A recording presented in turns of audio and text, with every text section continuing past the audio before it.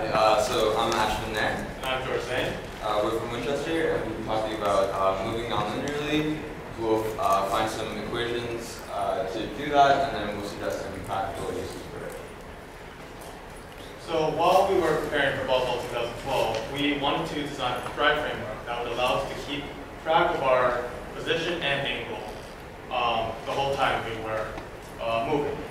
Now this is pretty easy when the moving and turning are discrete steps. We could move, we know how much we want to move. We can calculate how much time it would take to move that and tell our robot to move for that amount of time, whether it's moving forward or turning. But when we combine the movement and turning, it's a little bit more tricky.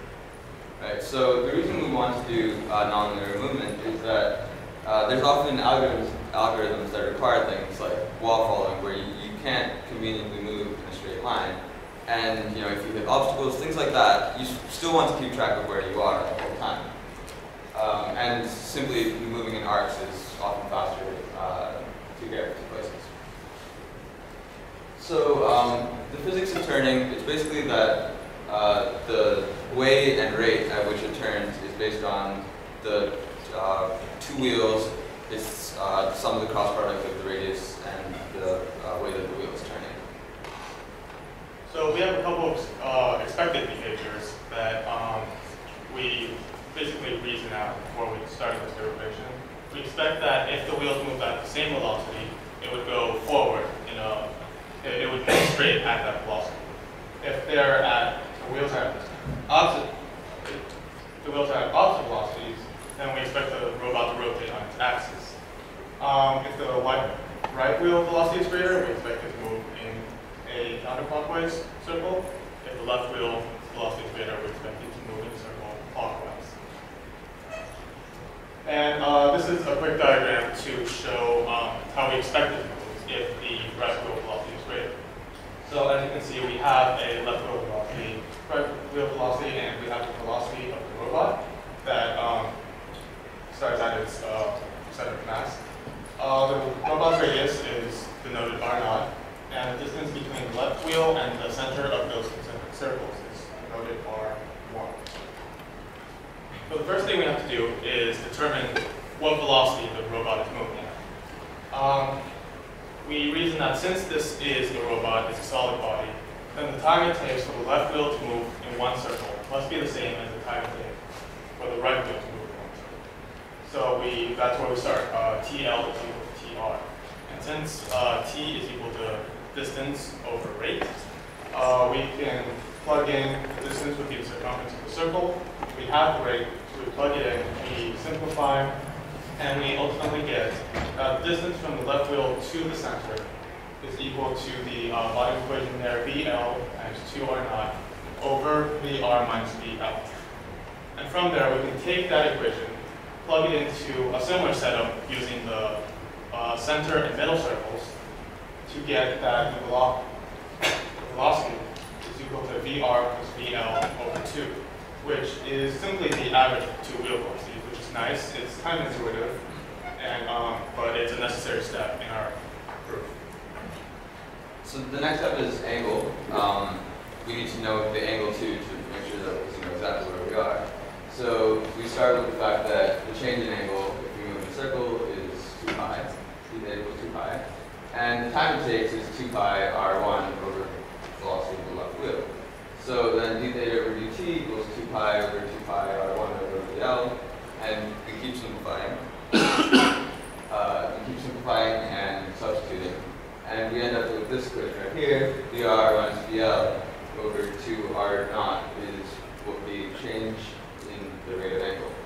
So that's not as intuitive. It basically means that the rate at which it turns is the difference between the wheel velocities divided by twice the radius.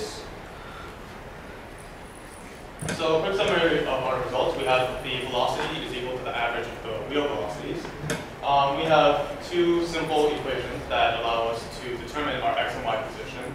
dx dt is equal to v cosine theta, dy dt is equal to v sine theta. And then we have a derived change in angle formula, d theta dt is equal to VR minus VL over 2R0.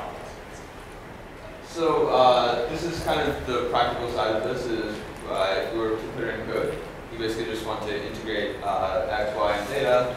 And so no matter how we're turning, if we're turning in a straight line, if we're turning in an arc, we always have the idea of exactly where we are. So all the time in your code, you want to do this out regularly. You take how much time it has changed, figure out which velocities from our previous formulas, then change x, y, and theta, and then it's like a basic integration. So, we bombarded you with a lot of math. So you might be thinking, why do we care about this? Well, first of all, it allows us, and this is practical for our competition, it allows us to keep track of our position when we run into objects we don't expect to be there. So, for example, in volleyball, if our opponent's robot is in our way, then if we move in a simple, blindly performing one task kind of thing, we run straight or we turn or something, we might get thrown off because we don't expect it to be there. However, this allows us to continually keep track of our position because when we hit it, we might react, we might turn, we keep track of that turn angle, and we'll be able to keep track of our position and angle fairly accurately. And of course, this approach would allow us to keep track of our position and angle when we move in a non-linear fashion, which was our motivation for this presentation. So on the right is implementation of wall following. So the demo is basically this robot follows this square wall, and at every point that it hits the bump sensor, it puts a dot there to show that it hit the wall. And the wall following algorithm is basically that you move in an arc whenever the bump sensor isn't fired, and then once the bump sensor is fired, you turn off the wall until the bump sensor is not fired. So the whole time you're able to keep track of where the robot is, and so that's a pretty good approximation of where the wall is too. So, any questions? Yes. I don't know if you heard, I talked about it yesterday, but NASA has a little online tutorial on programming your robot.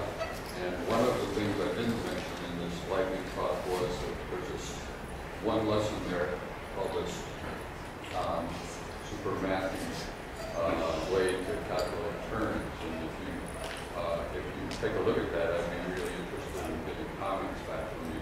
This thing is on WordPress with comments, and it's called NASARobotproject.wordpress.com. And we're trying to give people feedback that make this a good tutorial for beginning students in the program. So if your robot gets hit during competition, would it still be able to know where it was as far as X or Y coordinates?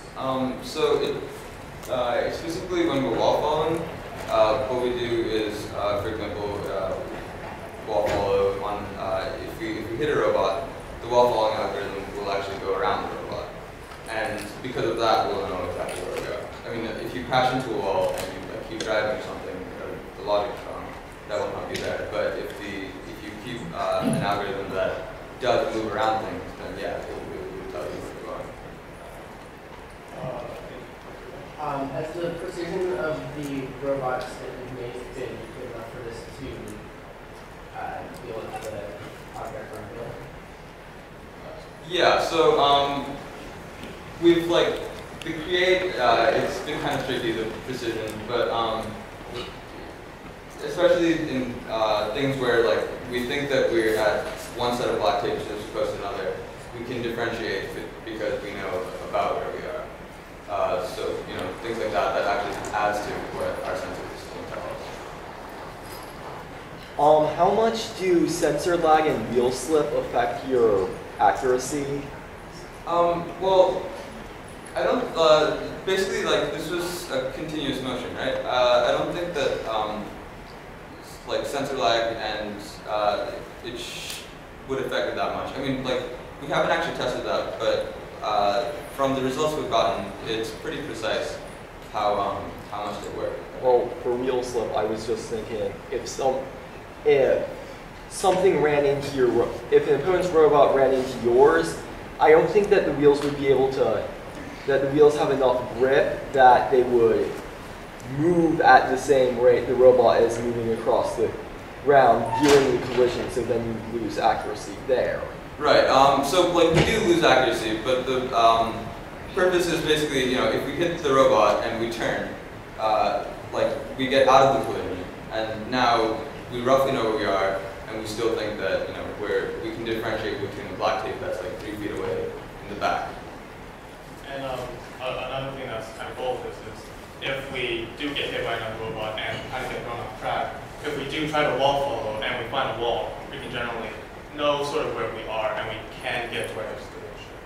I'm sorry, unfortunately we're out of time. We've got to move on to the next. These guys are with Winchester High School, so again, I would encourage you to go and find them